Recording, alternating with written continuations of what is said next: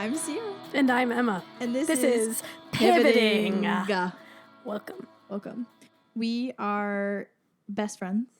Surprise, surprise. And theater artists living in New York City. Yeah, we write musicals. I direct. Emma writes all of our music. Yeah, and we were... Yeah. And by we, mostly Ciera was like, it's time to do the podcast. I just feel like I don't know a lot of other people with our same job. Like, we're friends with other people that do similar stuff, but I feel like if you don't know, like, what it is to, like, make musicals or, like... Or be best friends. Or, yeah, if you don't know what it's like to be best friends, this is the podcast for you. And it can get kind of lonely out there. For them? For us. Oh. Lonely together. Because it's a weird, hard thing that we do. It totally is. And we've ran into the very few in the world musical theater writer duos out there. Yeah. And they're out there. They're out there. But they're a few. And far between. Yeah, so basically we thought we would talk about our lives. And we would talk about, like, shows we've done in the past. Let's rattle off our accomplishments. Let's go one after the other as fast as we can until we run out. Okay, let's go. Do you want to start? You want me to start? I'll start. Okay, go. In high school senior year, I won the bronze medal for costume design at the Linnea Festival. One time we wrote a show for Susan Sarandon. One time, we went to Edinburgh Fringe Festival. Not only did we go there, we brought a show there. Actually, that's a good point. We are real impressive. We are 2023 Jonathan Larson Grant honorable mentions. Yup. That was the first time we applied. And 2-time finalists. 2025 That's finalists. right, world. Watch out. Always the finalist, never the bride. I mean, it's year after year. What else have we done? Ciera is the associate director for the national tour of Hadestown. That's actually facts. Chugga. I'm also the assistant director for Primero Sueño. Everybody's favorite opera. Shout out to ballet and opera. If Shout you know, out National Sawdust. No, yeah, literally. Yeah. All right, cool. So, any other achievements we want to on the list?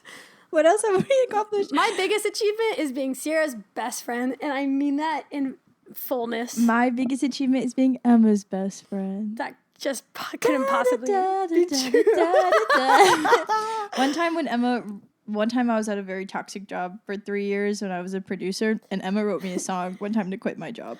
Yeah, because when words don't work, songs do. Song work.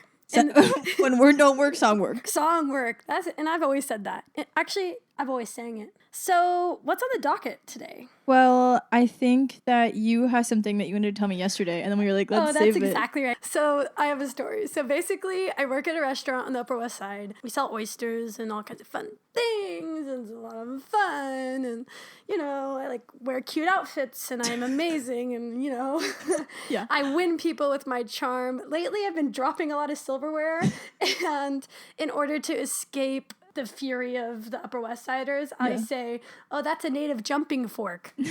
They love that. They also love, I'll say, man, the gravity is really hard, more powerful in this area. The gravity's so hard. I almost said that. Sorry, the gravity's really hard in it. You know, literally.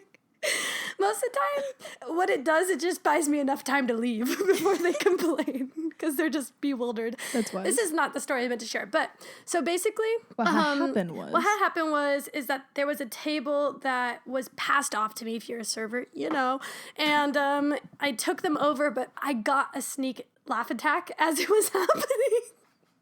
So as my friend was like, Emma's going to take this table. Like, you've been so great. This is what they saw. Because I was trying so hard not to laugh. I was like,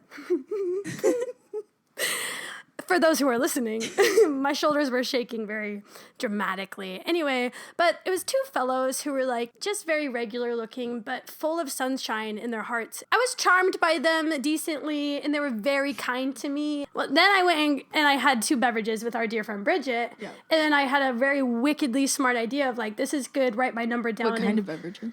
I had, my first one was called like a Go Kicker. Okay. Have foam on it. Yeah, she was sweet. And then my next one was a matcha martini. Ooh. So, yeah. No, across the street. Not to out where you work. We can bleep that. At bleep. So anyway, I was like, I need to practice writing my number down. First of all, that. Just your phone number? Yeah. Second of all, giving it to someone. And so I was like, this is a smart idea. I'm going to give it to that table, specifically seat 2. Yep. And so I walk back across the street while my tab is still open at the other place. Bridget holds my spot. I go in, I talk to my server friends. I write down my number in very salacious handwriting. Being the nervous wreck I was, I just gave it away to my friend. It said, Emma from Sacramento, then my number. Ooh. Yeah, and it was the correct number too. So I was doing really good. Yeah, and so then my friend gave it to them as they were walking out. And then they had 5 martinis, first of all, 5 rounds, 10 altogether, because there's 2 of them. Yeah. I'm really good at numbers these days. Yeah, I know. Numbers, letters. He never texted me back, and I was like, thank God, because my plan was to ghost him. But then yesterday... Wait, how long ago did you give him the number? That was Saturday. Today is Wednesday. Okay. Right? Yeah. So yesterday, Tuesday, if you're tracking, I get a text from a number. And this is how the text reads. Oh my God, that's so long. It's very long. He's very much the kind of guy who would have a mustache tattoo on his finger and would be like, I must ask you a question. So that's what we're dealing with. Okay. Hi, Emma from Sacramento. This is from the restaurant the other night. Let's bleep his name. Space. Oh, so sorry. Your awesome colleague passed along your note, and I initially wasn't going to reply because I'm in a long-term relationship, but I honestly couldn't leave you hanging without saying a few things. Space. 1, you're obviously awesome. ... I'm just going to read through the whole thing before we say anything. 2. Leaving the note was a badass move. It totally made my night. In another life, it would have elicited a different response. Oh my God. More entertainingly, when your colleague handed it to me, my friend Blank quickly asked her, how do you know it's for him and not me? And she just said, yeah, it's for him. Spectacular / Oscar worthy. Okay, so 3. You and each of your colleagues seem like an awesome team. I almost can't believe you were asked to apologize for laughing too much. Now, to give you some context... Take a shot every time he says awesome. No, literally. And I have a funny thought about that word awesome after this. Let's circle back. Give me the context. Yes. When I took the table over, I had the laugh attack. Yeah. I left. I came back. I said, hey, you guys, I just wanted to apologize for having a laugh attack earlier. I'm so sorry. The laughing overtook me, and then they were like, we love laughter. Thank you so much for laughing. And then I asked them, what was the last funniest thing that happened to you guys? And one of them said, well, I'm an acupuncturist. Is that what that is? And yeah. And he was like, I had a patient who was dealing with a lot of stuff, and we were just releasing stuff, and we laughed and laughed and laughed. And I was like, honestly, that's not a funny thing that happened. That's a wholesome thing, but that's not a funny thing. So I don't really understand. You were expecting blood, maybe. Yeah. And then the guy who sent me this text, he didn't even have a thing. Well, then why'd you give him your number? Because I was practicing. That's true. That's good. I was planning on ghosting him. It was all for practice. And let the record state, I'm very proud of you. Dating is hard. It's just like going to the gym. You're never going to want to go to the gym. It's never going to feel great until you get in the habit of it. Okay? And I'm still learning. What are you doing? I mean, you gave someone your freaking phone number. That's huge. Yeah. Okay. There's still so much left in this. This is a long text message. Okay. And 4. Mm-hmm. And this. I really need you to know and never forget. I cannot overstate how truly, outstandingly excellent your writing / penmanship is. I mean this to my core. In short, I'm sorry, but I'm unavailable. However, you're authentic and a badass, and I hope you never forget. Until next time? Blankety blank. Wait, what? Is that not insane? I need to give this a peruse myself. I read that to my friend, and she goes, basically, he called you Senorita Awesome. The punctuation is crazy. It's insane. Wow, we got parentheses. It's all kinds of things up there. We got dots. We got quotations. Mm-hmm. You got the little, what's that little dash called that AI ruined? Yeah. M dash.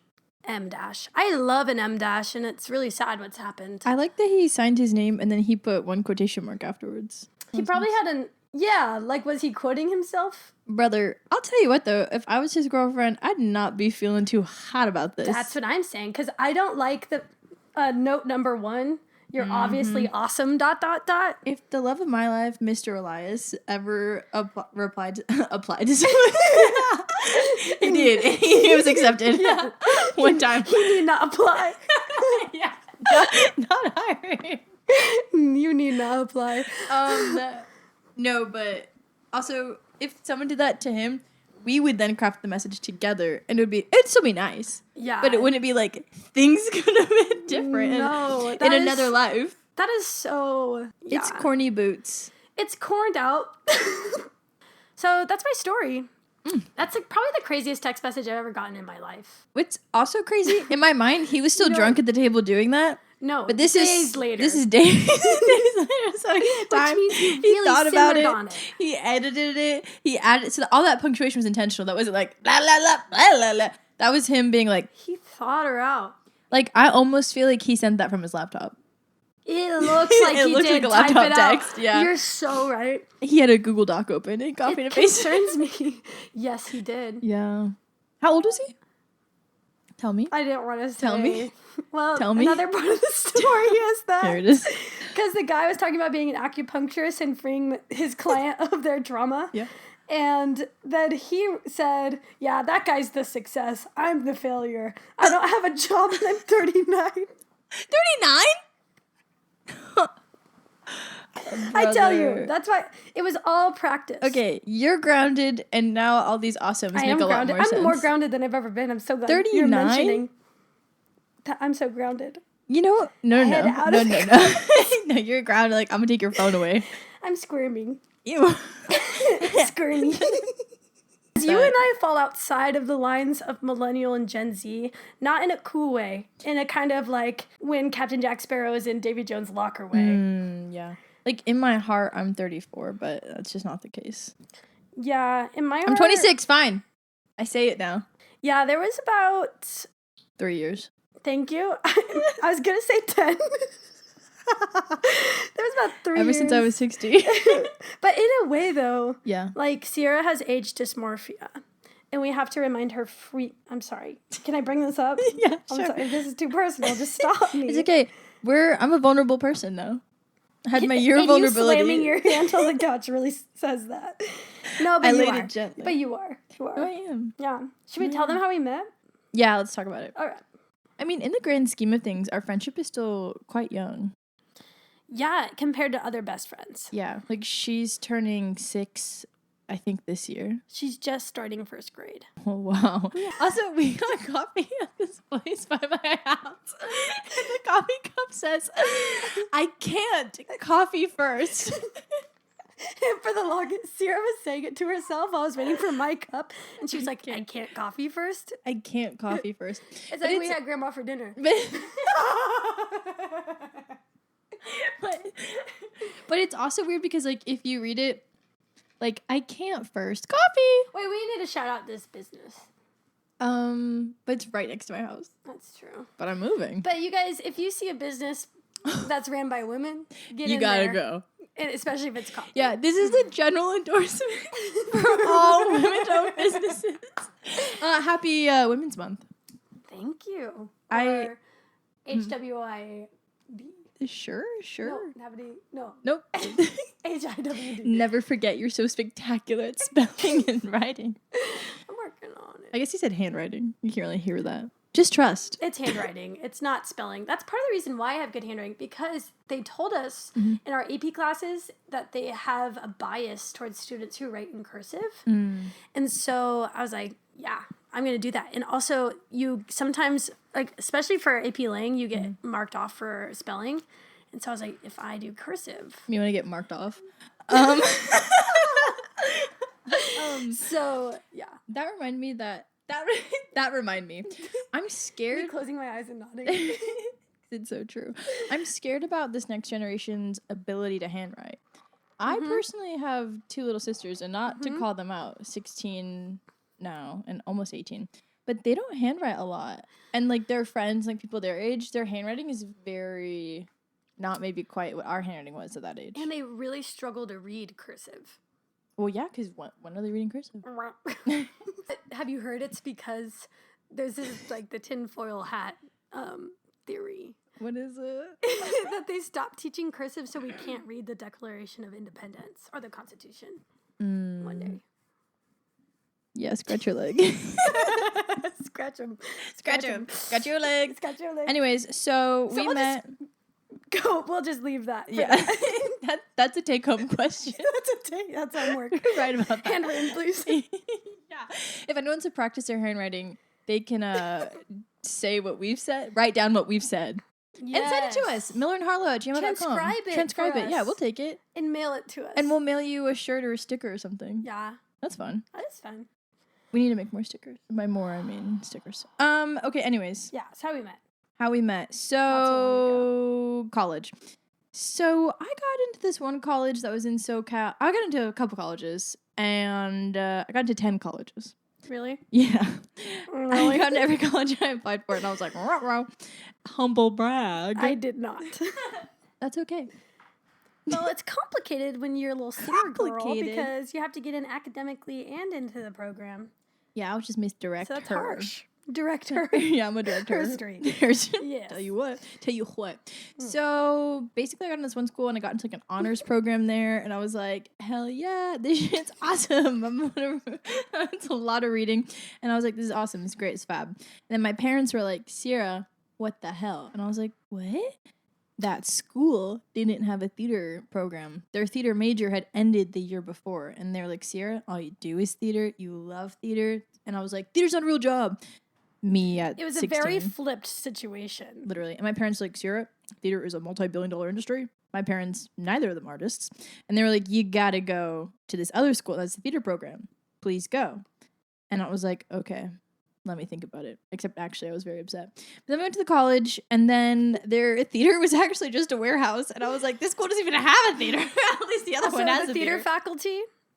2. No. There's more. They were just the heads. I never You had. never got that. You never got that. The B-list. The B-lister. Whoa. Artist, Janie, if you're hearing this, she's sorry. No. She's not sorry. Yeah. Okay, anywho. So basically I wasn't supposed to be at that college, ended up there, and then the first day of like orientation or whatever, it was 3 people. It was me, my future ex-boyfriend, and our future other best friend, Miss Bridget. You're gonna hear a lot about Miss Bridget as this continues. So yeah, basically I was there, vibing. And then didn't the first day of school you counted how many days you had left? Yeah, I like walked in, I was like, this shit blows. I was like, uh-oh. But then, it got good. Shout out Audrey. Shout out Mia. Love you guys. Facts. So, shout out Bridget as well. Shut up. I was going to say shut up. Yep. We're going to blur that No, name. we are. There's going to be a couple of cuts. Bleep it, maybe. Okay, so then I remember coming back post-COVID. Big sniff. Emma, this podcast is brought to you by Big Sniff. I knew it. And why is Kleenex spelled like that? Well, did you know what? That everyone calls tissues Kleenex, but Kleenex is just one brand. Take a deep breath. You better take a deep breath. You better lalo. So, we'll cut that out, maybe. Okay, so at Jessup. Lock in. And then, was it my junior year that we first met, or my senior year? It was your senior year. No, it was my junior year. Well, technically we met COVID year, but then quarantine happened. Yes. And then I didn't see you till literally a year later. Yeah. Okay. So we met your junior year, like kind of. Real friendship the next year. Yeah. Okay, cool. So I came back. So I don't know if I want to reveal. No. I'm not going to reveal that. What? The hairstyle that I had when you saw me that one time. It's for another episode. That's maybe for us. I don't know. So anyways, whatever. I'm a director. I'm a co-writer. I am not an actor. I am not a dancer. heavy on the not dancer. Famously not a dancer. Was called the dancing bear in ballet class. Yeah. Which is where we find ourselves in the story. I was like, please don't make me dig ballet. And they were like, you gotta dig ballet. And I was like, how is this? You know what, Timothy Chalamet? I was you at first. I was like, how is this gonna help me? I grew so much. And, I mean, in a way, our friendship is thanks to ballet. You know what I heard? I grew some. So sorry, I was a little distracted. But yeah. It's like I, Tanya, but I grew some. I grew some. So in ballet class, my friend Audrey, who's a history major, I was like, take it with me. And she was like, okay. So it was me and Audrey. And then Emma was there. Yeah. And I had known that Emma and I want to be friends. There was kind of a magnetic field. Describe it. Describe it. Magnetic field, because I'm just going to tell a little bit of my life. Yeah. Give us your POV. So my POV is that this college is in my hometown, and I grew up being the child actor in the theater program's shows, and I very much did not want to go to this school. So much so you went to another school. So I went to another school, and then I'll make this fast, but basically my movement teacher sat me down, had a one-on-one with me in November of my freshman year, first semester. Sat me down and he said, so, Emma. He was such a strange man. 3 feet tall. So, Emma. Yeah, he was like, you don't really fit in here. That is literally. So crazy. And I was like, you know what? I kind of don't, high key. And then I was like, I don't think I want to be in debt over this other school. And so then I came back to my hometown and I went to the school that Ciera and I went to because they gave me money. Anyway, but I was so sad and depressed. The most depressed I'd ever been in my life. She was so sad. Emma has chronic DP. Chronic yep. Everyone calls it that. All the cool kids. She has DP. Depression. Why would it be? Yeah. Spelling DEP. Whoa! Don't shove it in my face. La la. Come on. Yeah, I tell you, I've chronic depression. Me when I take Wellbutrin. La la. That's literally what happens. So, yes, I took my medicine today. Thanks for asking. Proud of you. So yeah, I was sad as heck, and I also didn't want to be in this ballet class because the worst part about ballet class is you have to look at your body the whole time, which is terrible. I just hate that. I'm not want to wear a leotard and a little skirt. I thought that was kind of crazy, but I was like, I'm not want to. So yeah, so I was having one of my typical sad days. She was so sad. I'm also someone who is not a sad person. Like that's the emotion I feel the furthest from. Yeah, probably most. Of the That's the one I feel not recently, but it historically closest to. Yeah, you have a relationship with sad. Sad and I are kind of like, I don't know about you, you know? Yeah. But I was a little sad because I had just broken up with my boyfriend of. When was it then? Like almost 2 years, maybe? Was that the second time you guys broke up? Yeah. But that was for real. That was like hashtag first love vibes. So I'm trying to see if it's like the death. But this is, I was like, I'm out. Like, I'm for sure out. Like that's what you said. Yeah. He's like, what's up? And you're like, I'm out. For sure out. That was when I was like, done. Yeah. Anyway, so I was a little sad myself. And I noticed this sadness in Emma. And then one day I was like, in the back of my head, I was like, I shouldn't talk to her about that. Which is kind of crazy. Like, somebody you don't know. Crazy. So she, like, put in her freaking... And this is my perception of Ciera at this point. Because also I had, like, some terrible self-image. And so... Sad face. I know. Sad face. Yeah. Thanks for... Aww. Thank you. And thank you for saying that. But I was like... First of all, I saw Ciera walking across we only had one classroom in the theater department, so our classroom. And I was like, lab. Oh my God, I think that's the most stylish person on campus. And I was like, that is the only person, okay, not the only. Audrey's, her clothes are so cute. Oh my God, Audrey's amazing. I felt like someone who finally understood my aesthetic, but she felt so far because she was a senior, and in my mind, there was really like a pyramid of things, and I was like, there's just no way. There's no way for us because I'm a sophomore and she's a senior. I don't think in categories like that. And I sure do. So basically, one day we finished class, and I was like, I'm gonna talk to Emma when we were packing up and stuff. However, Emma slammed in her little white wired headphones, ran out the door, slammed the door behind her. I ran out and I said, hey! And you turned around and you said, what? And I said, are you sad? And then you said, yes! And I said, I'm sad too. We should get coffee about it. Yep. then, was it that same day? No. It was like that weekend. The worst coffee date of my life. It was so awkward. Probably 20 minutes max. It was so... Oh, you were so late. Sat outside. I was late. You were late. Oh. It's okay. I lived across the street, so it was okay. Oh. #, off campus. I was on my period. I remember that. And I was too. And I was free bleeding. Yeah. Bleep. Because I couldn't find a pad. Whoops. Yeah. Whoopsie doopsie. That feeling when you're free bleeding at the coffee. Well, I think that's part of what was adding to the awkwardness, because as you were trying to reach my heart and connect with me as a person, I was thinking, I'm bleeding everywhere. You know what I mean? Totally been there. Later that day, we had to go help our theater department organize stuff. So then. And then we discovered the language of movement, and that was big for us. We just started kind of... That was big for us for a while. I'm not joking, clowning. And then tussling. Yes, lots of tussling. Lots of tussling. And then it's finally we connected. Yeah. Yeah. Well, I feel like I was so much younger than you at that point. See, our age gap was so much more noticeable. I'm always the youngest because let the record state, I was 25 and I'm 26. Yep.